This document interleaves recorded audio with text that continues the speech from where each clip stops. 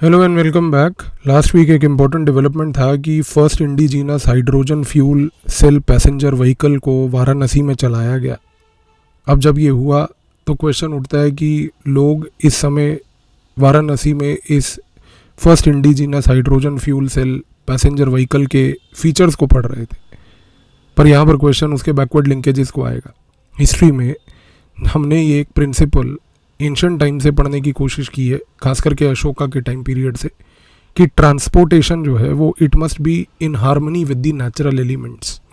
ये चीज़ को सिर्फ अशोका ने नहीं बल्कि इसके बाद हर्षा ने, जितने भी इन्वेडर्स बाहर से आए, सब ने पहली बात तो एम्फसाइज किया। दूसरा, इनलैंड वाटर ट्रांसपोर्ट को मिडीवल टाइम्स में बहुत ज़्यादा बढ़ावा, खास करके गंगा कॉरिडोर के पर्सपेक्टिव से अगर हम देखें तो अकबर के टाइम से ये चीज़ को प्रायोरिटाइज़ किया गया। पर आपने अगर इसको इस नज़रिए से ऑब्ज़र्व नहीं किया और ये चीज़ को देखकर अगर आपने इस इंडिजीनस व्हीकल के बारे में पढ़ने के बाद जो वाराणसी में चलाई गई, अगर इंस्टेंटली ये चीज़ नहीं रिकलेक्ट की तो ये प्रॉब्लम है। सिमिलरली ज्योग्राफी में जब हम बात करते हैं तो हम कहते हैं कि रिवर इकोसिस्टम जो था पूरा का पूरा इंडो गैंजेटिक प्लेन वाला, यहाँ पर जितनी भी रिवर्स और उनकी ट्रिब्यूटरीज अगर आपने एटलस खोलकर इंस्टेंटली हाईलाइट नहीं करी ये न्यूज़ आइटम को देखकर तो एक समस्या आएगी।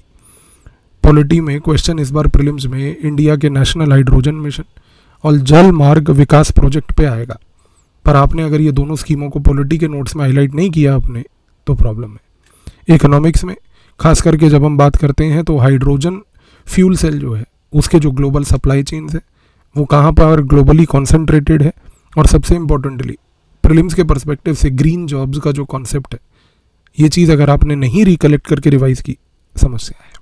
सिमिलरली साइंस एंड टेक्नोलॉजी में इलेक्ट्रोकेमिकल टेक्नोलॉजी, मटेरियल साइंस जो का जो पूरा डोमेन है, similarly membrane technology, oil spill का कॉन्सेप्ट, इसके साथ साथ फ्यूल सेल का जो कॉन्सेप्ट होता है, फ्यूल लीकेजेस का जो कॉन्सेप्ट है, और फ्यूल सप्लाई डिसरप्शंस खास करके जो ग्लोबल सप्लाई चेन्स में होते हैं।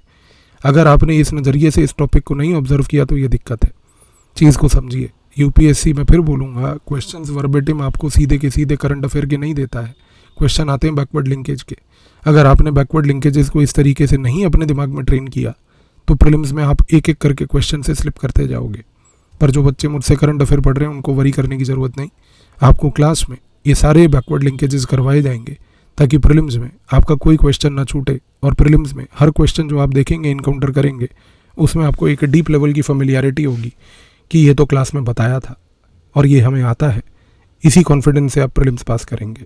मिलते हैं नेक्स्ट वीडियो में कल। फिर एक एग्जांपल देता हूँ आपको, और फिर देखिएगा लास्ट डे पे कल कि क्या आपने लास्ट 7 डेज़ के करंट अफेयर्स जिस नज़रिए से मैंने देखने को बोले वो करे या नहीं करे। Thank you.